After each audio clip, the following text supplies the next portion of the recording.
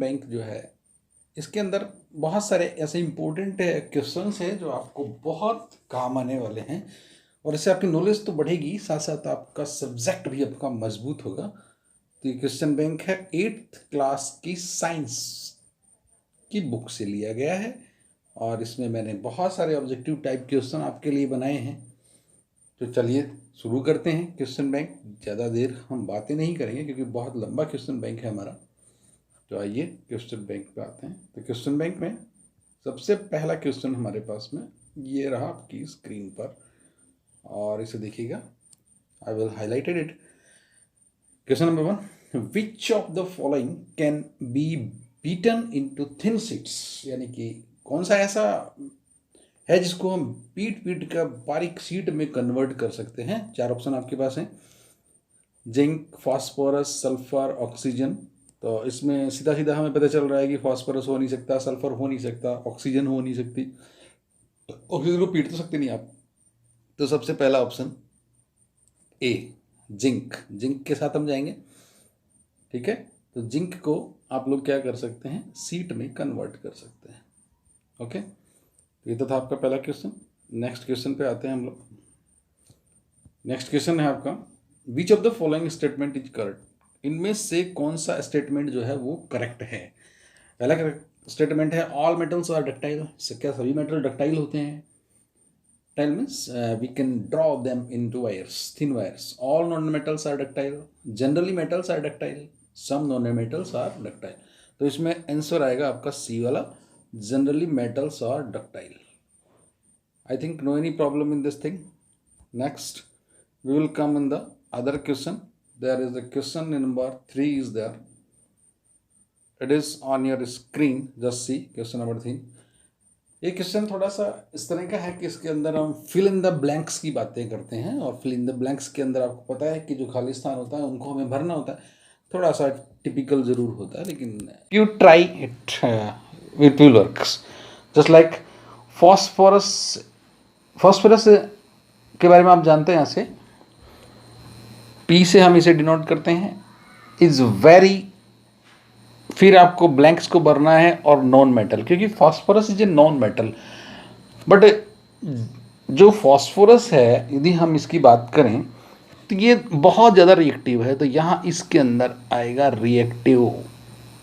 देखिए फास्फोरस को यदि आप खुला छोड़ देते हैं तो ये नमी के साथ रिएक्शन कर जाता है, यानी कि जो वाटर एयर के अंदर जो मॉइस्चर होती है उस मॉइस्चर को कलेक्ट करता है और मॉइस्चर के साथ रिएक्ट कर जाता है और बर्न, और ये जलने लगता है।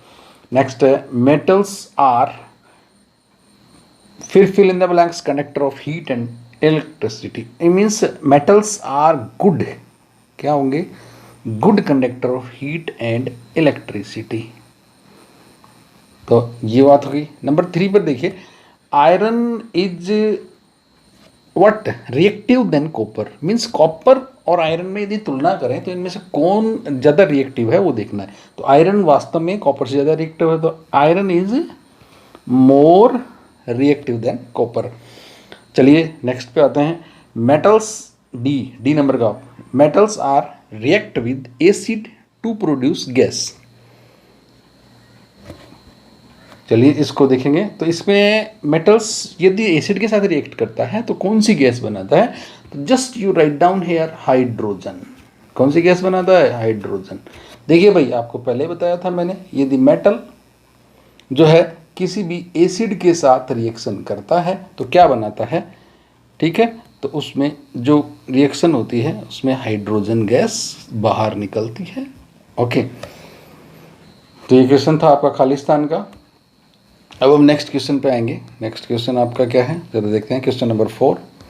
क्वेश्चन नंबर 4 में आपको सिर्फ और सिर्फ क्या करना है, there is only true and false यहाँ पर दिए हुए हैं। ट्रू एंड फॉल्स क्या है? True and false. तो ट्रू एंड फॉल्स को हम लोग सॉल्व करेंगे। आपको इसको पढ़ना है केयरफुली और उसके सामने ट्रू और फॉल्स, सत्य है या असत्य है, यानी कि सच्ची बात है या गलत है, दोनों में कुछ भी कर सकते हो आप, लेकिन बड़ा केयरफुली पढ़ना था। जैसे फर्स्ट वाला दिखा, generally non metals react with acid. देखिए नॉन मेटल एसिड के साथ रिएक्शन करता है। आप देखिए नॉन मेटल की प्रकृति कैसी होती है। नॉन मेटल की प्रकृति जो होती है वो मुझे नहीं लगता कि वो एसिड के साथ रिएक्शन करेगा, क्योंकि इसकी प्रकृति कैसी होती है, एसिडिक होती है, और एसिड से रिएक्शन कैसे करेगा, तो जनरली ये क्या है, गलत है। और इसके लिए क्या लिखेंगे हम, एफ, क्या लिख देंगे, F means false. B number पे देखिए, sodium is very reactive metal. तो आप जानते हैं कि सोडियम बहुत रिएक्टिव मेटल है, तो इसके लिए क्या हो गया, यहाँ पे ट्रू होगा। Copper displace zinc from zinc sulphate solution.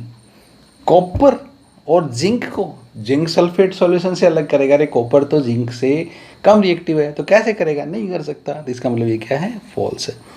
फिर देखिए, coal can be drawn into wires. Coal मतलब कोयला, कोयले को पकड़ के यदि हम एक बारीक छेद में से गुजारे हैं तो क्या वो तार में बदल जाएगा, बिल्कुल ही नहीं बदल सकता, क्योंकि उसके तो टुकड़े टुकड़े हो जाएंगे, पाउडर बन जाएगा। तो ये तो फिर वापस गलत हो गया। तो इसका मतलब क्या लिखेंगे हम, false.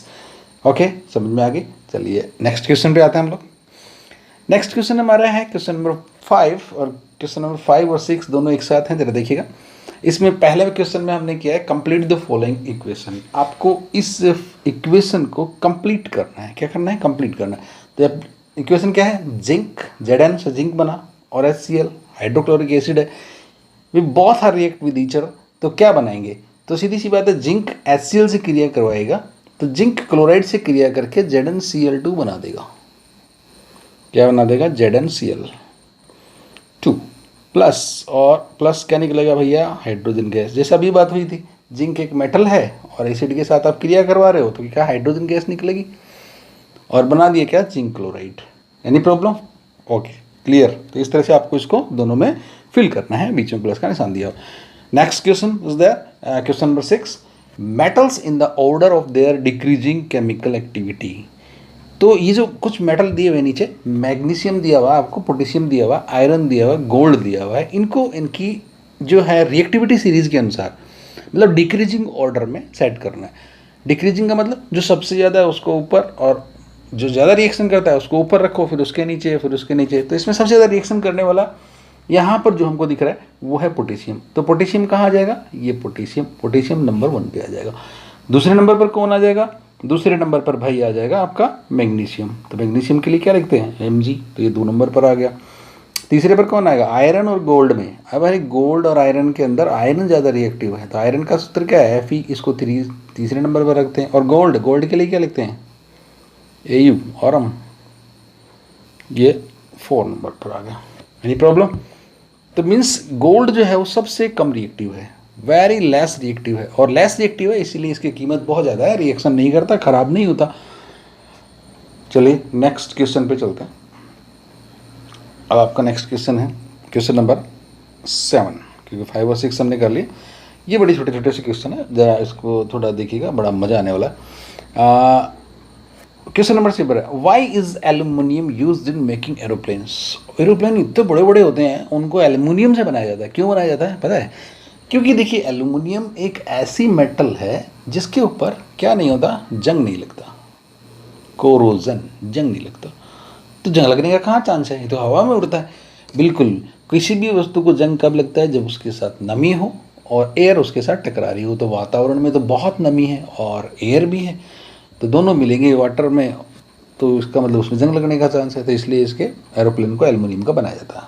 Next question number 8, there is अलग तरह का क्वेश्चन है थोड़ा सा, आपके मेटल और नॉन मेटल में आता है। Gold dissolve in. अब गोल्ड जो है वो रिएक्शन किसी से करता नहीं, लेकिन उसके बाद भी वो किसी चीज़ में घुल सकता है। हाँ बिल्कुल घुल सकता है। देखिए जो ये गोल्ड है वो कहाँ घुलेगा, ठीक है, ये एक्वा रेजिया सॉल्यूशन होता है, एक एक्वा रेजिया ये सॉल्यूशन होता है, इसके अंदर ये डिजोल्व हो जाता है। इसमें डाल दोगे पूरा गायब हो जाएगा, ठीक है। एक्वा रेजिया सॉल्यूशन के बारे में बुक में दिया हुआ, पढ़ना आपको।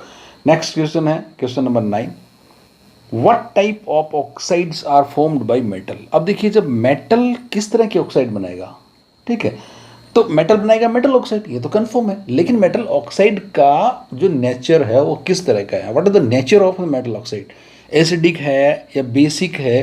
तो ध्यान रखिए मेटल जितने भी होते हैं उनका क्या होता है, बेसिक नेचर होता है। तो कौन सा ऑक्साइड बनाएगा, तो सीधी सी बात है बेसिक ऑक्साइड बनाएगा। Okay next question, which metal foil is used in packing of some medicine tablets. अब देखिए जितने भी मेडिसिन टेबलेट्स हैं आपने देखा होगा कुछ फॉइल के अंदर लगी होती हैं, और ऐसी कौन सी मेटल होती है जिसका इसमें यूज़ किया जाता है? ध्यान रखना, एल्यूमिनियम का यूज़ किया जाता है। एल्यूमिनियम का, बहुत हल्की होती है, इजीली अवेलेबल होती है, इसलिए इसी का यूज़ ज़्यादा किया जाता है। आपको ध्यान होगा आपके घरों में जब खाना पैक करते हैं तो उसमें वो भी एल्यूमिनियम फॉइल में ही पैक होता है। तो now we are coming on the question number 11।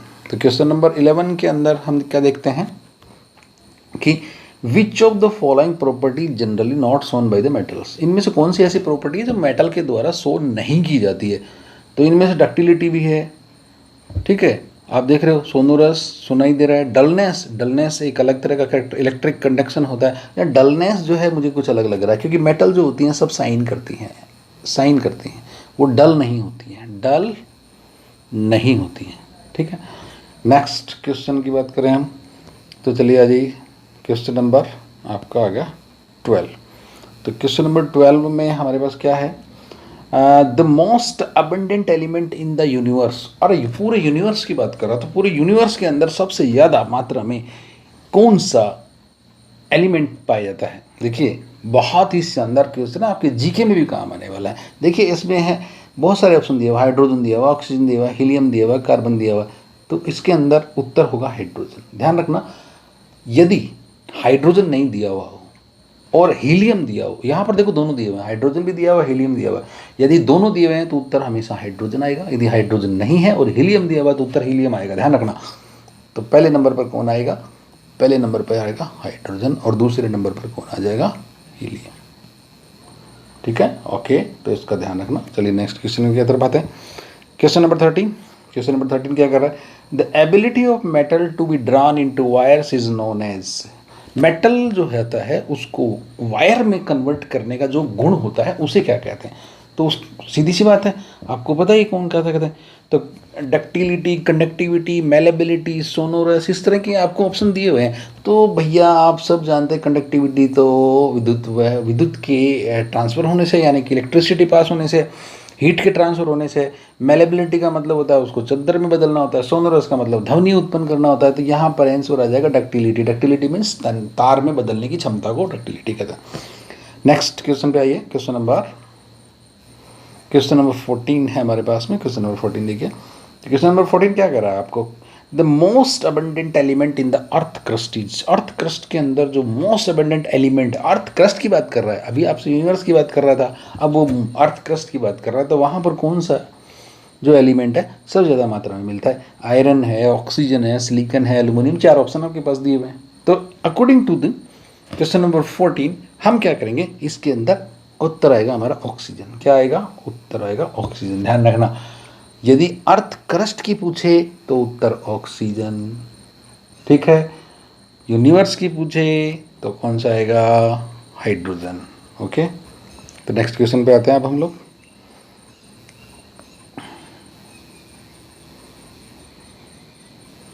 Next question आपके पास में है क्वेश्चन नंबर 15।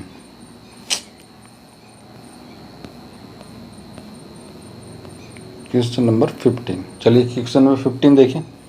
15 क्या कहना चाह रहा है?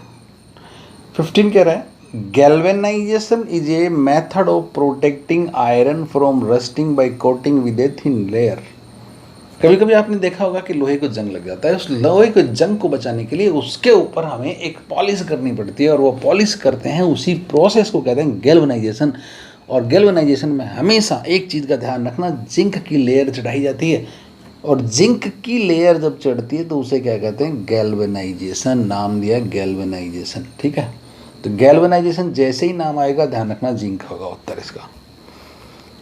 तो नेक्स्ट क्वेश्चन को देखते हैं अब हम। क्वेश्चन नंबर 16 देखिए, क्वेश्चन नंबर 16 क्या कहता है आपको? The most abundant metal in earth crust is. अब देखिए मेटल की बात कर रहा है, वहाँ आपसे एलिमेंट की बात कर रहा था, अब सीधा मेटल पे आ गया। मेटल का मेटल यदि पूछे आपसे तो कॉपर है, एल्युमिनियम है, आयरन है और जिंक है। क्वेश्चन नंबर 16 के अंदर आप देखो यहाँ पर मेटल की बात कर रहा है, और जब मेटल की बात कर रहा है तो ध्यान रखना एल्यूमिनियम आएगा। कौन सा आएगा? एल्यूमिनियम आएगा। तो ये था क्वेश्चन नंबर 16। क्वेश्चन नंबर 16 के बाद हम आते हैं, बहुत तेज़ी से भागता है, ज़रा देखते हैं क्वेश्चन नंबर 17। क्वेश्चन नंबर 17 आपको दिख रहा होगा, थोड़ा बड़ा कर देता हूँ। क्वेश्चन नंबर 17 क्या कह रहा है आपको? An alloy is. एक अलोय कौन सा है? अलोय मीन्स मिश्र धातु, यानी कि दो या दो से अधिक धातुओं को जब मिलाकर कोई तीसरी धातु बनाई जाती है उसे बोलते हैं अलॉय।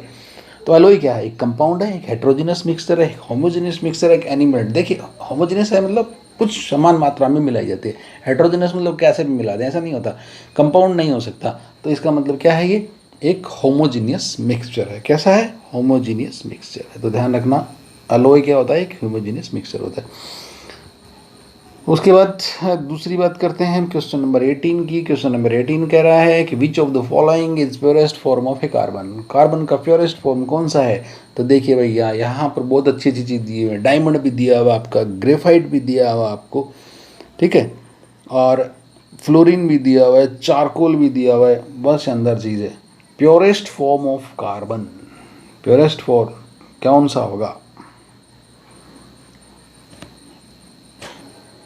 ओके तो देखिए प्योरेस्ट फॉर्म कौन सा हो सकता है इसके अंदर? तो डायमंड जो है वो प्योरेस्ट फॉर्म में होता है। अब आपको लगता है कि कार्बन तो काला होता होगा, लेकिन डायमंड जो है वो प्योरेस्ट फॉर्म ऑफ कार्बन है।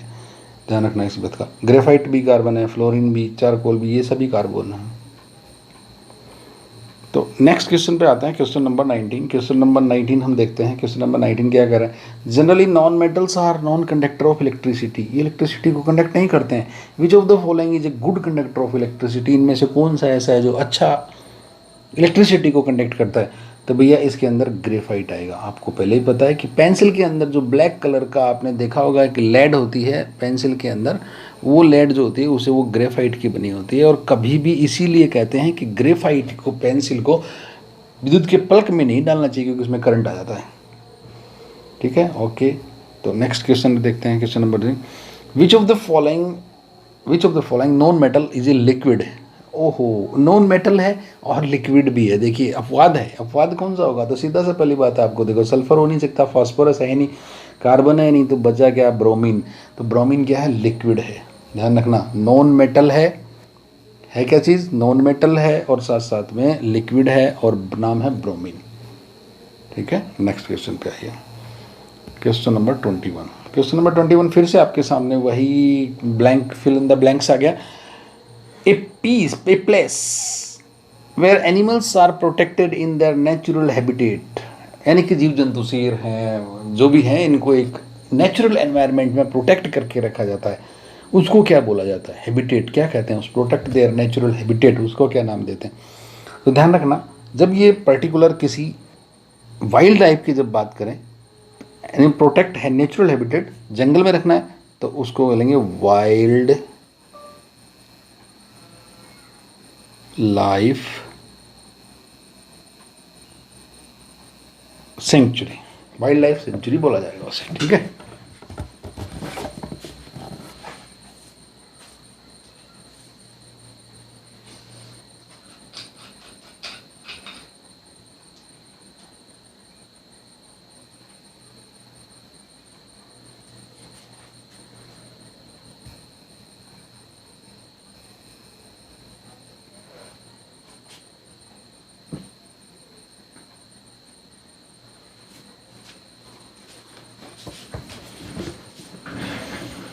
तो ये तो हो गया वाइल्ड लाइफ सेंचुरी।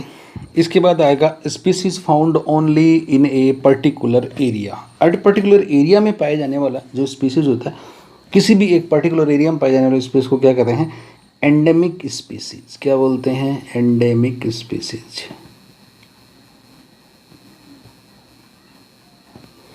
ध्यान रखना, यदि किसी एक विशेष स्थान पर पाई जाने वाली जाति जो दूसरे जगह पर नहीं पाई जाती, उसे कहते हैं एंडेमिक स्पीसीज। नेक्स्ट क्वेश्चन है, migratory bird fly to far away place because of. किसके लिए भैया? कुछ नहीं, क्लाइमेट चेंज होता है। क्लाइमेट चेंज होने की वजह से ये क्या करते हैं? एक दूसरी जगह पर स्थानांतरण करते हैं, माइग्रेशन करते हैं। ठीक है, तो आइए नेक्स्ट क्वेश्चन देखते हैं। Next question number 22। Question number 22 पर आ जाइए। और क्वेश्चन नंबर 22 क्या कहता है? Conservation of fertile land into desert is known as. अरे बाप रे, कन्वर्जन ऑफ फर्टाइल लैंड, यानी कि जो उपजाऊ ज़मीन है और वो यदि डेजर्ट में कन्वर्ट हो जाए, उसे क्या कहते हैं? डेफोरेस्टेशन कहेंगे या डेजर्टिफिकेशन कहेंगे या कंजर्वेशन कहेंगे? None of this. बात थोड़ा सा इंपॉर्टेंट है। कई बार बच्चे क्या करते हैं? डिफोरेस्टेशन कर देते हैं कि फर्टाइल लैंड थी, पेड़ पौधे काट लिए और डिफोरेस्टेशन हो गया, लेकिन ऐसा नहीं। इसका उत्तर आएगा डेजर्टिफिकेशन। थोड़ा सा कभी कभी हो जाती गलती हम लोगों से। तो नेक्स्ट क्वेश्चन देखिए, नेक्स्ट क्वेश्चन क्या करें, question number 23। The variety of life on the earth is commonly referred to as, variety of life, जो एक बहुत सारी तरह की लाइफ हो किसी अर्थ के ऊपर, तो उसको क्या बोला जाता है, तो उसे बोलते हैं बायोडाइवर्सिटी। क्या बोलते हैं उसको? बायोडाइवर्सिटी। ओके, तो ये समझ में आ गई होगी आपको, उसको बोलेंगे बायोडाइवर्सिटी। तो नेक्स्ट क्वेश्चन लेते हैं, क्वेश्चन नंबर 24। क्वेश्चन नंबर 24 में क्या होता है, the first national park in India. क्या बात है, फर्स्ट नेशनल पार्क, जीके के क्वेश्चन भी है आपका। तो इनमें से जो है जिम कॉर्बेट नेशनल पार्क जो है वो है, क्या है, फर्स्ट नेशनल पार्क है इंडिया के अंदर। तो इसका भी ध्यान रखिएगा, आप क्वेश्चन का याद रखिएगा। नेक्स्ट क्वेश्चन देखिए, क्वेश्चन नंबर 25 में क्या है, all type of plants life is known है। जितने भी तरह के प्लांट लाइफ है उनको क्या बोला जाता है? देखिए आपकी बुक में कुछ शब्द हैं, एक तो है फ्लोरा और एक था फ्यूना। ठीक है, तो फ्लोरा जो वर्ड है वो प्लांट्स के लिए यूज होता है और फ्यूना जो है वो एनिमल्स के लिए यूज होता है। तो आपका उत्तर क्या होगा यहाँ पर? फ्लोरा। तो thank you, have a nice day. बहुत अच्छी बात आप लोग मेरे साथ रहे, इस क्विज को देखिए और इसे याद कीजिए कि बहुत काम आएगी आपके। Thank you, have a nice day, bye bye.